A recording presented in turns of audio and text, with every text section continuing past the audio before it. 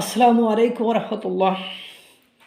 কী করে বলবো আমি, শহীদ ওসমান হাদির এভাবে কষ্ট দেওয়াটা কি ঠিক হচ্ছে?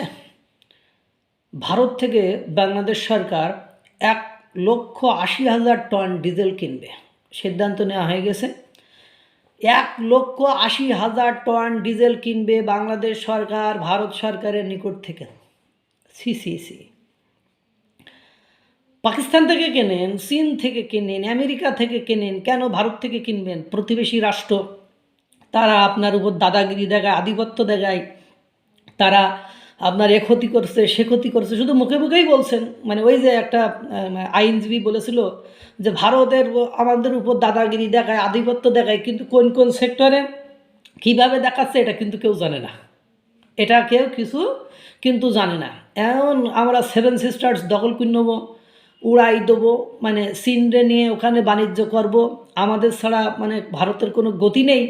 এখন আমি তো দেখতেছি উল্টা, বাংলাদেশের ভারত ছাড়া তো কোনো উপায় নেই। কি একটা ব্যাপার। কালকে অর্থ উপদেষ্টা আবার বলল 50,000 টন চাল ক্রয় করবে ভারত থেকে। আমাদের সাথে তো তাদের সরকারগতভাবে কোনো সমস্যা আমরা দেখি না। রাজনৈতিক তাহলে এখন হাসনাত আবদুল্লাহ হাঁসফাঁস করি 2-5টা বক্তব্য দেয়, বা ইনকিলাব মঞ্চরা বসে বসে ওখানে বসে বসে কাজ নেই, তা নানির ছাগল ফন্টে দে, খোয়াড়ে দে, এইসব করা ছাড়া আর কিছুই না। আমি তো দেখছি সরকার একেবারে পুরো দস্তুর ভারতের পক্ষের। সেই আমরা হাসিনারে যে যে দোষে দুষ্ট বলি, যে যে দোষের কারণে আমরা হাসিনারে ভারতের দাসী বলি, সেই একই ঘটনা আমরা তো এখন দেখছি।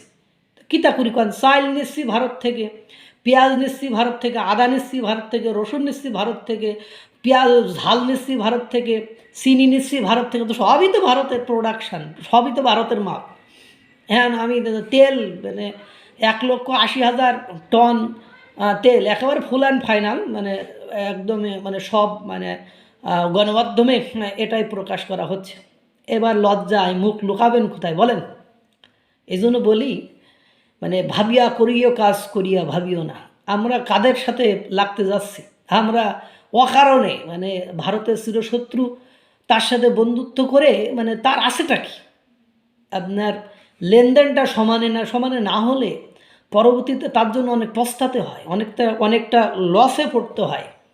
এই যে কথাটা, এগুলো করে আমাদের দেশের অর্থনীতি দিন দিন কোলাপস হয়ে যাওয়ার, ভঙ্গুর হয়ে যাচ্ছে, নষ্ট হয়ে যাচ্ছে। পোশাক খাত বিপদে, পান শিল্প বিপদে, সুপারি শিল্প বিপদে, এই যে একের পর এক সব শিল্পগুলো বিপদে পড়ছে।